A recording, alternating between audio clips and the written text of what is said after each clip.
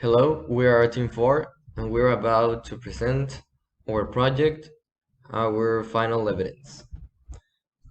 So let's begin with the problem with fossil fuels. Basically, fossil fuels are one of the most contaminant resources of energy in the world, and they are responsible for a really big part of contamination through the world, and they are contaminating a lot, and they are as well really expensive in comparison with other methods, other resources of energy. They are quite expensive, so that's why we are presenting here some alternatives. So let's begin with fuel cells. Fuel cells are cells that use the chemical energy that comes from a fuel, usually hydrogen, to generate electric energy in a clean and efficient way. Basically, we have here two images that explain really well how fuel cells work, and they work in this way. Basically, we put the fuel into the system, in this case in the left image, the hydrogen. Then they are separated, the anode and the cathode, in the system by a membrane that allows a transfer of electrons to occur. And in this generation of energy, there is heat produced as well as water, which gives us a practically non-contaminant resource of energy. What are the advantages and disadvantages of these fuel cells? Well, the advantages is that they are low to zero emissions. Fuel cells are a high efficiency energy resource. They are reliable, durable, and scalable, which mean we can produce a lot of energy safely and do not worry about the long term since we will have enough energy. Yet the disadvantages are that it is expensive to manufacture due to the high cost of catalysts. This is because, like in the last example, in the right image, the membrane that separates the anode and the cathode is usually a catalyst. In that case, it was platinum, which is a very common one, and it is really expensive to get these types of catalysts. So that is a disadvantage. Then we have also the lack of infrastructure to support the distribution of hydrogen. Um, a lot of this technology is still in a prototype stage, so the technology is still in development. And the hydrogen is also expensive to produce and not available for everyone.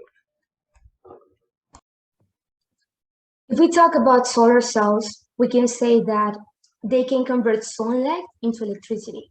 The particles that make up light are called photons and are converted into electrons through the photovoltaic effect, in which the photons that come from the sunlight collide with the cell electrons, making them peel off the silicon layers and go to the other layer that needs them, producing an electric current every time the photons are peeled off. Then this current is stored in a battery and it converts in alternating current ready to be used. Some of the advantages of the solar cells are that they are renewable energies, they help the environment, and also provide infinite energy in a long period of time. Some of the disadvantages of the solar cells are that they have like high installation costs, they need of a clean area, and depends too much on the weather conditions. Okay, galvanic cells are basically electrochemical cells that can produce electrical energy through a spontaneous oxidation reduction reaction in which both half reactions separate in order to flow the current to an external wire. Oxidation occurs at the anode and is connected to the cathode of the other half cell where the reduction occurs. and it needs a salt bridge in order to make the current flow. The cations of this bridge go to the cathode and the anions to the anode. Some of the advantages of the galvanic cells are that they produce a vast amount of electricity. They can be portable because they can be made small, and some cells can be used as batteries because they are rechargeable. And some of the disadvantages of the galvanic cells are that they are not long lasting on their own and are also expensive to make. So the objectives of the problem situation are to know the different alternatives of energy sources that could be used to power up a car or a light or anything that requires electricity, which can be obtained through different chemical reactions. We will learn about these chemical reactions both through solar cells, fuel cells, or galvanic cells. Once we learn about them, we will be able to create our own electric cell and put it in practice by trying to turn on a small LED light. So the method we utilize, well, in a well plate, on the first 4 wells, we placed a copper sulfate dissolution with some zinc plates.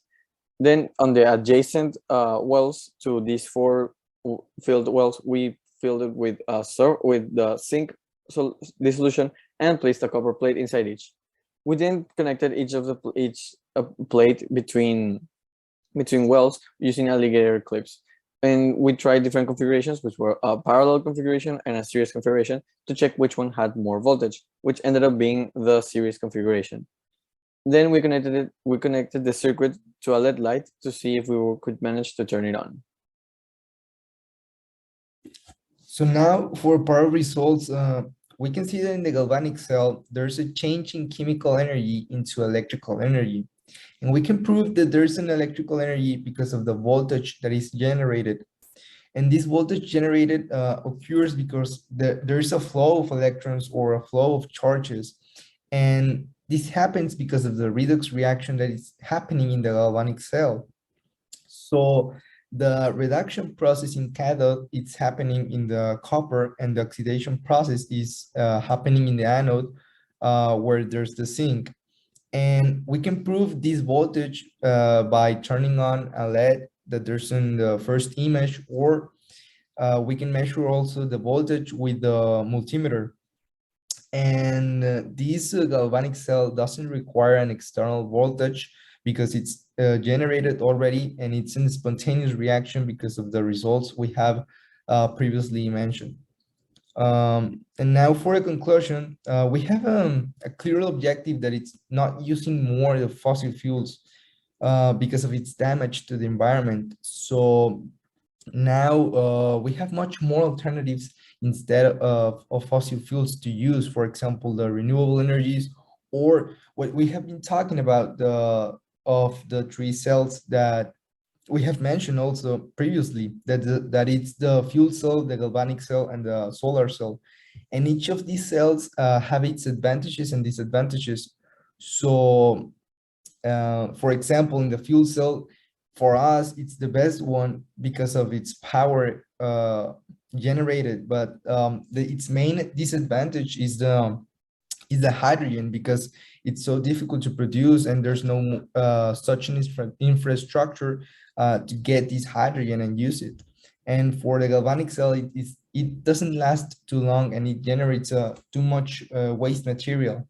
And for a solar cell, it depends too much on the climate, or in the weather. So for us, if we in the world use too much the fuel cell, we can produce more hydrogen because there's more people using this type of cell, and also we can make the batteries to last longer. So for us, the fuel cell is the best cell to use to generate power or energy. And thank you very much.